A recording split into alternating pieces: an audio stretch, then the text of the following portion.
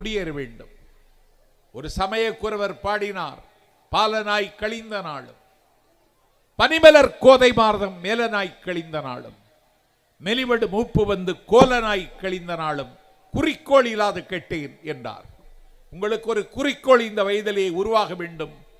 அந்த பொறியை, அந்த ஸ்பார்க் ஆசிரியர்கள் மாணவர்கள் மத்தியில் உருவாக்குவதற்கு பேர்தான் கல்வி. அந்த கல்வியை நீங்கள் மாணவர்களுக்கு கொடுக்காவிட்டால் மாணவர்கள் தடுமாறுவார்கள், தத்தளிப்பார்கள்.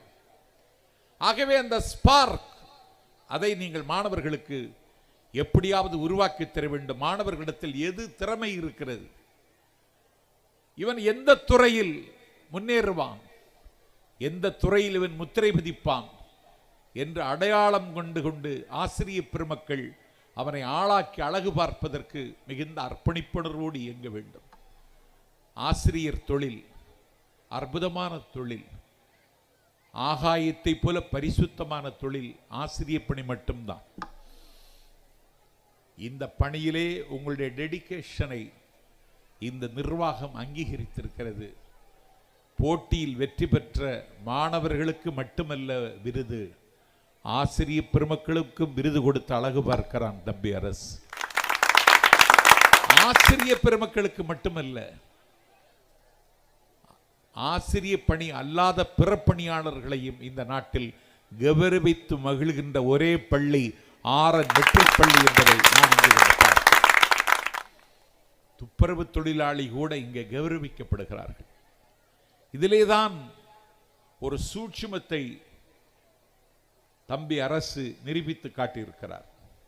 அமெரிக்காவில் சிகாகோவில் த பீம் கிளாஸ்டி என்பவர் தி சிகாகோ பேப்பர் மெர்கன்ட் என்ற நிறுவனத்தினுடைய தலைமை நிர்வாகி.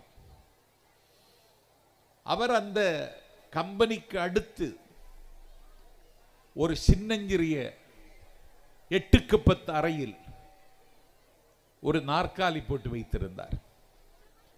அவருக்கு சிகை அலங்காரம் செய்வது, முடிவெட்டுவதும் அவருக்கு பிடித்தமான வேலை. அவர் என்ன செய்தார் என்றால், அந்த பக்கத்தில் 8க்கு 10 அறையில் ஒரு நாற்காலி போட்டுக்கொண்டு அந்த நிறுவனத்தில் பணியாற்றிய எல்லா ஊழியர்களுக்கும் அவரே முடிவெட்டி கொடுப்பார். தலைமை நிர்வாகி இந்த பணியை செய்கிறார். அப்படி என்றால் அவர் தரம் கெட்டவரா? இல்லை.